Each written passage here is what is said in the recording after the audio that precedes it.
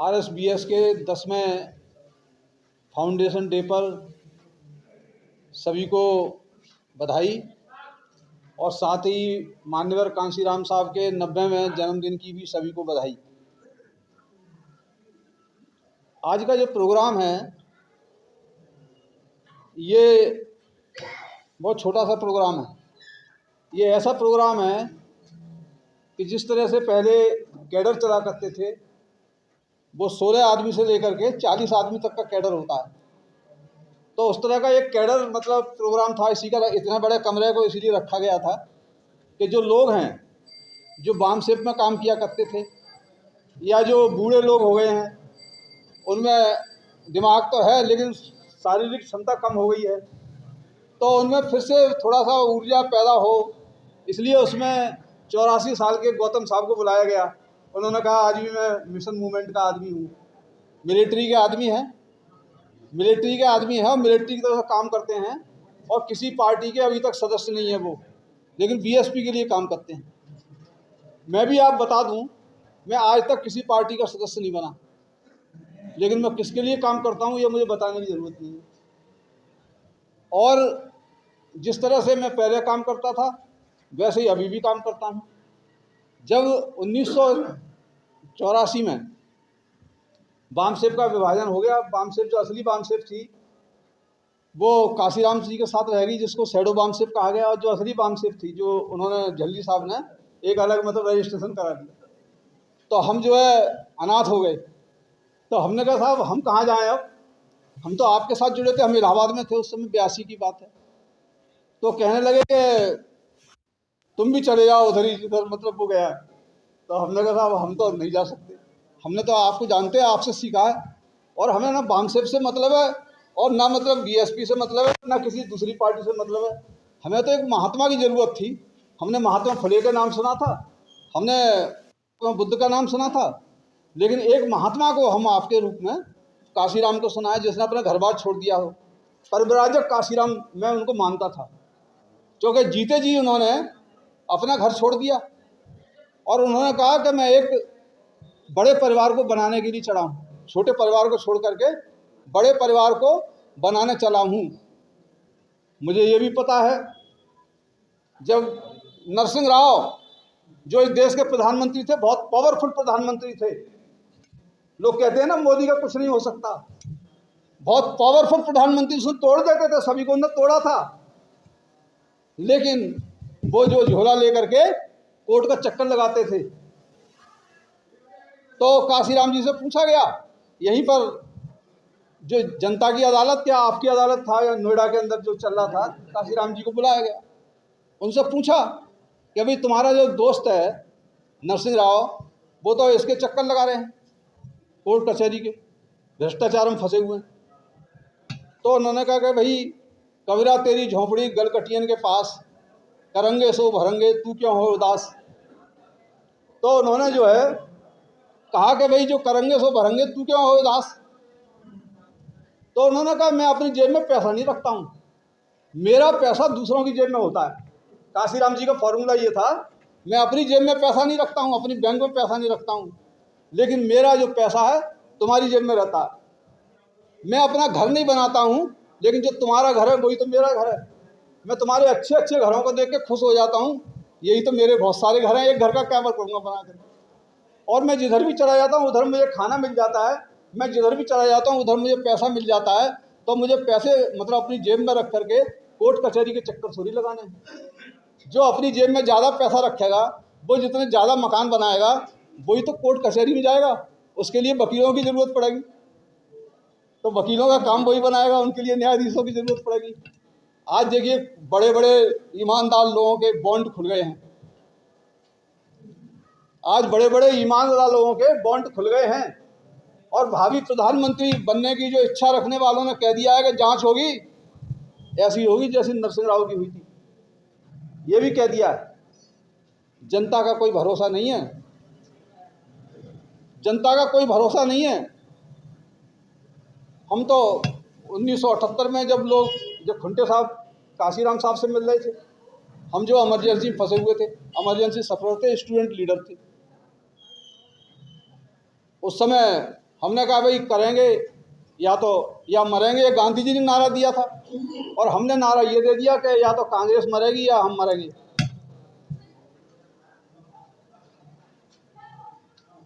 जगजीवन राम निकल गए कांग्रेस से। हमने भी कांग्रेस फॉर डेमोक्रेसी बनाई, पर हम पद कोई नहीं लेते थे। हमने कभी पद नहीं लिया। जैसे गौतम साहब कह रहे थे कभी पद नहीं लिया। हम इलाहाबाद में काम करते थे, काशीराम साहब के साथ हो लिया हमने कि शैडो है तो शैडो ही रखो। हम मतलब जो है कोई पद नहीं चाहिए, हमें आपके साथ काम करना है।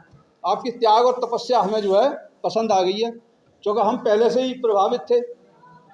हमारे एक मालवी जी थे इलाहाबाद में, जो आईएएस बन गए थे 1962 में। उन्होंने तुरंत ही उसको रिजाइन कर दिया था, बनने के बाद ज्वाइन किया और रिजाइन कर दिया। उनका बेटा मेरे साथ में नौकरी करता था, तो उन्होंने कहा कि भाई क्यों रिजाइन किया? कह रहे ये मेरे लिए नहीं बना ये पद, ये प्रशासन पद मेरे लिए नहीं है, क्योंकि ये मैं कर नहीं सकता हूँ। उन्होंने रिजाइन करने के बाद फिर इलाहाबाद विश्वविद्यालय में अंग्रेजी के लेक्चरार थे वो, और आईएएस पीसीएस के लिए फ्री में पढ़ाते थे, एससी एसटी की कोचिंग में। तो वो मेरे मतलब आदर्श बने उनके बेटे के द्वारा। उन्होंने मेरे को शिक्षा दी। उन्होंने आईएएस और आईपीएस की ट्रेनिंग के लिए, इंटरव्यू के लिए वो मेरे को बुलाते थे। बहुत सारे लड़के आते थे और उनके पूरे देश भर में बहुत सारे आईएएस उनके शिष्य हैं, लेकिन उनने आईएएस से रिजाइन कर दिया। और उनके बेटे से पूछते थे, मालवी जी, आनंद मालवी, तूने मकान क्यों नहीं बनाया? तो वो कहने लगा मैं क्या मकान बनाऊंगा भाई, क्योंकि वो आनंद जो पैदा हुआ उनका 5वां बच्चा, तो वो बुद्ध की किताब पढ़ रहे थे, आनंद का चैप्टर पढ़ रहे थे, तो कह रहे ये मेरा आनंद आ गया है। आनंद ने तो फिर घर बनाया, लेकिन मतलब मालवी जी ने घर नहीं बनाया अपना, मतलब हेड ऑफ डिपार्टमेंट अंग्रेजी के, और वो उन्होंने घर नहीं बनाया।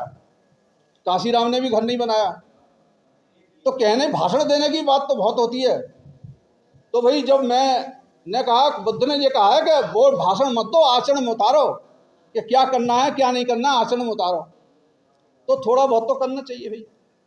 पैसा जोड़ेंगे तो कोर्ट कचहरी के चक्कर लगाएंगे, मकान बनाएंगे तो मतलब बंटवारा होगा, परेशानी होगी, दुख होगा। दुख का कारण ही धन है, दुख का कारण ही धन है। अगर दुख को दूर करना है तो धन को बांटो, ज्ञान को बांटो। ज्ञान को बांटना, धन को बांटना सबके लिए प्यार है। जब दूसरों को प्यार करोगे तो वो हमें भी प्यार करेगा। लव योर नेबर, ये जो है हमें जो साहब ने बताया कि क्रिश्चियनिटी का एक सिद्धांत है लव योर नेबर, कि अपने पड़ोसी को प्यार करो तो उल्टा तुम्हें प्यार मिलेगा। बुद्ध ने, मैंने कहा ये तो बुद्ध की बात बताई है, तो कौन सी, बुद्ध ने क्या बोला है? उन्होंने कहा भवत सब मंगलम, सबका मंगल हो। जब हम सबके मंगल की बात करेंगे तो हमारा मंगल तो अपना आप आ गया, हम भी तो उसी में आ गए। तो बड़े बड़े लोग इस छोटी सी बात पे कमा रहे हैं, खा रहे हैं, बहुत बड़े बन गए हैं। कौन से गोयनका, सत्यनारायण गोयनका ने इसी पे भगवत सब मंगलम के ऊपर ही तो सबका मंगल होए रे, उन्होंने विपස්සना केंद्र बना दिए हैं। अरविंद केजरीवाल भी जाते हैं वहाँ पे। तो भाई जो हमें जो प्यारा था वो सबको प्यारा है। आज अम्बेडकर को हमने प्यार किया, अम्बेडकर को सब प्यार कर रहे हैं, केजरीवाल भी कर रहे हैं, मोदी जी भी उसके आगे झुकते हैं। काशीराम जी को आज हम प्यार कर रहे हैं, प्यार नहीं कर रहे, उनका सम्मान कर रहे हैं। तो उनका सम्मान सब लोग करेंगे। आज देखिए कितने दिनों के बाद में चौधरी चरण सिंह जी को भारत रत्न मिला है। उनका एक संघर्ष था, उसका स्वागत करते हैं, अच्छा काम है वो हुआ। काशीराम जी ने कहा कि हमने कि भाई श्री राम की बात हो रही है, श्री राम की बात कहाँ है? वो तो काल्पनिक राम है, वो तो दशरथ जातक से लिया गया रामायण, और रामायण के बाद वो रामचरितमानस आया है। लेकिन उन्होंने कहा कि असली राम तो दो ही हैं जो काम करते हैं आपका। तो कौन कौन से हैं? कि एक तो सर छोटू राम है जो पैदा हुए थे, और दूसरा जो है मैं भी पंजाब का ही, मैं भी काशीराम। दो ही राम हैं, एक छोटू राम जिन्होंने काम किया, बदल दिया, उस समय का अंग्रेजों के समय में बदला था, बाबा साहब के समकालीन थे। और दूसरा जो काशीराम है जिन्होंने राजनीति को बदला। आज की राजनीति को, आज़ादी के बाद में जिसको राजनीति को बदला, उस राम का नाम है काशीराम। और जिसने आज़ादी से पहले बदला राजनीति के लिए, जाटों के लिए एक सम्मान दिया, उनके लिए मजबूती जो प्रदान हुई ना जाटों की, वो उनका नाम है छोटू राम। दो ही राम है, छोटू राम और काशीराम, और दोनों को मिला दो तो होगी राम राम। जो राम राम शब्द बना है, तो हम तो कैसा, हमें व्याख्या बनानी चाहिए ना। जो लिटरेचर है उसको नया करना चाहिए, जो पुराना लिटरेचर है उसको नया करना चाहिए। तो हमने जो है, हमारे एक साथी थे वर्मा जी हैं नोएडा में, प्रैक्टिकल किया हम नोएडा में। जब आदमी कोई झंडा नहीं लगाने देता था, वहाँ पे हमने 5 विधानसभा की सीटें जीत ली, लोकसभा की जीत ली। हम लोग बामसेफ के लोग जो लोकसभा के इलेक्शन लड़ाते थे अपने पैसे से, अच्छे लाल जी पैसा इकट्ठा करके रखते थे। और कितनी गाड़ियाँ आएगी, एक गाड़ी हमारे पास में नहीं, हमारे पास साइकिल 40 गाड़ियाँ हमारे साथ चल रही हैं। हमने कह दी तुम भी ले आओ, तुम भी ले आओ, गाड़ियाँ लाइन लग गई और सब अपने अपने घर से लेडीज ले आए, लेडीज भी चल रही हैं। आदमी RSS वाले कह रहे कितना पैसा है इनके पास में, पैसा सब एक भी नहीं है। काशीराम साहब का फॉर्मूला, जो तेरे जेब में पैसा है वो मेरा ही तो पैसा है, बस देना है बच्चे, 1 रुपया दे दे और जाना सबके पास है, दे उसका भी भला, ना दे उसका भी भला। खुंटे साहब ने सिखाया था छल्ले बनाओ। हमने कि नोएडा साहब कैसे जीते, यहाँ तो झंडा भी नहीं लगाने देते, बड़ा कठिन है। कह रहे छल्ले बनाओ। भाई छल्ले क्या होते हैं, कि छल्ले ये होते हैं कि गोल गोल एक सर्किल होती है, एक सर्किल बनाओ और फिर सर्किल को सर्किल में डालो, फिर उस सर्किल को दूसरे सर्किल में डालो, फिर जंजीर बनेगी ना एक। तो हमने कहा भाई जब हमें पैर ही नहीं रखने दे रहा कोई, तो फिर मतलब कैसा करें। कह रहे सर्किल बनाओ। वर्मा जी के घर पे एक मीटिंग कर दी, वर्मा जी के सामने एक दूसरा लड़का रहता था नोएडा और उसके घर पे कर दी। अगली मीटिंग कौन रखेगा, ये रखेंगे, वही अपना खाने पीने का इंतजाम करा, सब कर रहा है। पार्टी का नाम निशान नहीं है बिल्कुल, लेकिन हमें आशा है कि हम जो है इसको जीतना है, ये 0 पे जीतना है। देखिए ये हमारा वो देखिए हौसला देखिए,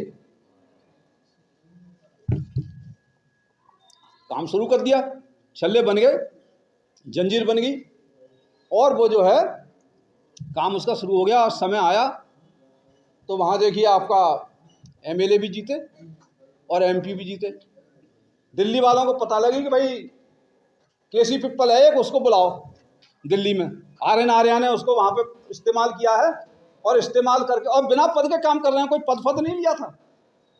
उसको बुलाओ दिल्ली में, मतलब जो है ऐसे करना। 2003 में धर्मवीर सिंह अशोक जब आए तो उन्होंने कहा कि उनका पता नहीं क्या मकसद था। उन्हें केसी पिप्पल तो कैडर लेता है यहाँ करके, वहाँ से आता है, और दिल्ली में कैडर लेता है करके, नोएडा से आता है।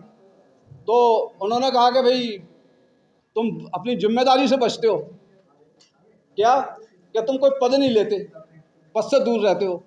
मैंने कहा भाई पद तो नहीं लेता मैं, पद लेना है क्या तुम्हें, काम लेना है ये बताओ। क्या नहीं पद लेना है, जबरदस्ती साहब की। मैंने कहा ये कहेंगे गैर जिम्मेदार आदमी मेरे को घोषित कर रहे हैं ये। मैंने काम तो कर ही रहा हूँ, काम करवा लो मेरे से, तुम पद क्यों दे रहे हो। मैं पद तो मुझे भारी लगता है, क्योंकि मैं तो जो कद पे ज़्यादा विश्वास रखता हूँ कि इतना मतलब कद अपना ऊंचा कर दो तो पद जो है उसके नीचे आ जाए। पद वाले को तख्त पर खड़ा करना पड़ता है, जिस दिन तख्त खींच लिया उस दिन वो नीचा हो जाएगा। इसलिए अपने आप अपने कितने बढ़ जाए, जो उसका कोई खींच नहीं पाया तख्त खींचने से मुझे बड़ा डर लगता है कि अगर किसी ने खींच लिया उस दिन तो नीचे धड़ाम से गिर जाएगा। तो इसलिए हमने जो है उनके कहने आग्रह पे वो बहन जी के पास ले गए और उन्होंने बामसेफ का दिल्ली का प्रभारी बना दिया और हमने दिल्ली में काम करना शुरू कर दिया अपनी स्पीड से। इसमें सब लोग बैठे हुए हैं, अभी गौतम जी ने जिक्र भी किया था। ये नहीं आ रहे हैं, इनके घर पे जा रहे हैं, ये गाली दे रहे हैं, फिर भी इनकी सुन रहे हैं, लेकिन लाना जरूर है हर आदमी का। आदमी काम का ऐसा, मरखना बैल काम का होता है, मरखनी गाय भी काम की होती है हमें। तो वो जो है काम में लगाना शुरू किया लोगों को और रिजल्ट आना शुरू हो गया 2003 से आप देखिए, और 2008 तक 14-15% पर रिजल्ट पहुंचा। 2 आदमी जो है यहाँ पे जीते, 7 आदमी सेकंड नंबर पर रहे। हमने जब नोएडा में काम शुरू किया तो वहाँ पर कितना था, 1% भी नहीं था। यहाँ पे जब शुरू किया तो 1% भी नहीं था दिल्ली में, और रिजल्ट ला के दिखाया कि नहीं दिखाया। और ये हम सीख के कहाँ से आए थे, ट्रेनिंग कहाँ से मिली, इलाहाबाद में। इलाहाबाद में हमने 13 सीटें जीती, 3 MP जीते वहाँ पे, उधर जब काम किया। तो वहाँ से जब हम दिल्ली नोएडा में आए तो नोएडा में दिखाया, दिल्ली में आए तो फिर दिल्ली में दिखाया। लेकिन अब जो हमने किया था वो तो बता दिया, लेकिन आगे हमने जिनको ट्रांसफ़र किया उनको भी तो वही काम करना चाहिए। उनमें क्या काम, क्या मतलब कमी रह गई कि मतलब जो है रिजल्ट डाउन हो रहा है। अब सबकी बात करो, लेकिन हम तो ये कहते हैं, हमें खुंटे साहब ने सिखाया कि अगर किसी की एक उंगली आप किसी के ऊपर उठाओगे तो 3 उंगली जो हमारे ऊपर उठती है। तो हम तो अपने गिरहमान में झांक करके पहले देखते हैं, दूसरे को जो है हम कम देखते हैं। तो ये जो स्पिरिट है, आज ये मतलब लोग इधर इकट्ठे हुए हैं, RSBS का मतलब कार्यक्रम है और बहुत ही सेलेक्टेड लोग हैं। जितने लोग पहले थे उससे ज़्यादा हुए हैं अब। लेकिन वैसे कार्यक्रम भीड़ वाले होते हैं जिसमें पहले बहुत सारे आते हैं, फिर मतलब धीरे धीरे करके हट जाते हैं। मुख्य अतिथि चले जाते हैं, तो लेकिन कोई नहीं गया। तो ये जो प्रोग्राम है ये कैडर का प्रोग्राम है, ये आप मान के चलिए जितने लोग तैयार हैं। हम मतलब जो है बीएसपी के किसी व्यक्ति से मैं अपनी ख़त्म कर दूँगा। तो मैं अपनी जो मेरी भावना है वो भावना मेरी यही है कि संगठन हम बहुत सारे अगर बनाएंगे तो जो हमारा संगठन है, जो बड़ा संगठन है, उसका कोई महत्व नहीं रहेगा। तेरा संगठन अच्छा है, मेरा संगठन, आज मतलब क्या है, संगठनों में होड़ है कि भाई इसके संगठन में जाना मत, इसकी बात सुनना मत। क्योंकि सुनाना तो सब चाहते हैं इस समय, लेकिन सुनना कोई नहीं चाहता। जबकि नियम क्या है कैडर का? Good listener can be good teacher, और good teacher can be good leader, और good leader can be good ruler. जो अच्छा रूलर अगर बनना है तो आपको जो सुनना पड़ेगा। अगर तो आप सुनना ही नहीं सीखोगे, अगर आपको क्लास में फर्स्ट डिवीज़न लेनी है तो आपको जो है क्लास में टीचर की बात सुननी पड़ेगी। तो सुनना मतलब सीखना जरूरी है, लेकिन आज सुनाना ज़्यादा लोग चाहते हैं, सुनना बहुत कम लोग चाहते हैं। लोगों के पास में समय का अभाव है। जब समय का अभाव है तो काम कैसे चलेगा? अब खुंटे साहब कह दें कि 15 दिन और मतलब 1 महीने बोलता हूँ, और 5 मिनट भी अगर नहीं सुनेंगे तो उसमें पता कैसे लगेगा उसका। तो इसलिए इस तरह के जो कैडर ऑर्गेनाइजेशन हैं वो होने चाहिए। एक तरह से ये आज मतलब प्रेरणा की बात हुई है। मैं धन्यवाद देता हूँ KKL गौतम को, RSBS के जनरल सेक्रेटरी थे। इनको कहाँ से पता लगा कैडर बहुत काम की चीज़ होती है, और उससे डिसिप्लिन आता है आदमी के अंदर, और सारी चीज़ें जानता भी है, सब देश दुनिया की चीज़ें उससे। तो एक दिन का कैडर कैंप इन्होंने सुप्रीम कोर्ट में लगवाया, सुप्रीम कोर्ट की लाइब्रेरी में, और उसमें 60 आदमी आए और पूरे दिन कैडर कैंप चला। उसके बाद में कोई कैडर कैंप नहीं हुआ। तो बड़े बड़े प्रोग्राम, रैलियां कोई भी कर ले, लेकिन एक कैडर कैंप मतलब लगवाना, वो मैं उसके लिए उसको धन्यवाद का पात्र मानता हूं कि ये प्रयास करना चाहिए, कैडर लगवाने का प्रयास करना चाहिए। ये मतलब आप सोचो कि साहब सरकार नहीं बना रहे, हमें कोई नेता नहीं पूछ रहा, हमारी कोई पूछ नहीं हो रही, तो जिसकी पूछ होती है उसकी कट भी जाती है। तो इसलिए आज मतलब जो है बहुत बड़ा बना दिया, इतना बड़ा बना दिया। IPS का मतलब जो है मतलब रिजाइन कर दिया IPS के पद से, और बहुत सारे लोग कर रहे हैं, IAS से भी कर रहे हैं, लेकिन राजनीति में आना चाह रहे। राजनीति में अंतिम लक्ष्य होता है। लेकिन आज क्या हुआ, अभी लेटेस्ट खबर है, 3 घंटे पहले RS प्रवीण ने BSP छोड़ दी, जो तेलंगाना का जो अध्यक्ष बनाया था। अभी लेटेस्ट खबर है, अभी मेरे मीडिया वाले ने किसी ने बताया। हाँ, तो भाई KC पीपल ने तो कोई मतलब पद लिया नहीं, ना अध्यक्ष बना, ना मतलब ये बना। और KC पीपल पहले भी वैसे ही काम करता था, वैसे ही अब काम कर रहा है। तो इसको कौन हटा सकता है? इसका कौन छीन सकता है? ना काशीराम कभी छीन पाए, ना बहन जी कभी छीन सकती। भाई हमसे लेना है तो ले लो, हम लेने की तो आस करते नहीं है, और देने के लिए तैयार हैं। अगर मेरी जान लेनी है तो जान ले लो, पैसा लेना है पैसा ले लो, ज्ञान लेना है ज्ञान ले लो, और हमें आपसे कुछ नहीं चाहिए। जय भीम, जय भारत। अगर आपको लगता है कि हमारा काम बहुजन समाज के लिए महत्वपूर्ण है, तो आप हमें आर्थिक सहयोग के लिए सीन दिखाए गए QR कोड स्कैन और फोन पे और गूगल पे और UPI और बैंक अकाउंट में कर सकते हैं। फोन पे, गूगल पे 9250529129, UPI 9250529129@YBL। Bank account state bank of India AC 104299462008, IFSC code SBIN 00066563। आपका छोटा से छोटा सहयोग समाज और हमें और मजबूत करेगा, जिससे हमें बहुजन पत्रकारिता में और निष्पक्ष बनाने में मजबूत करेगा। जय भीम, जय भारत।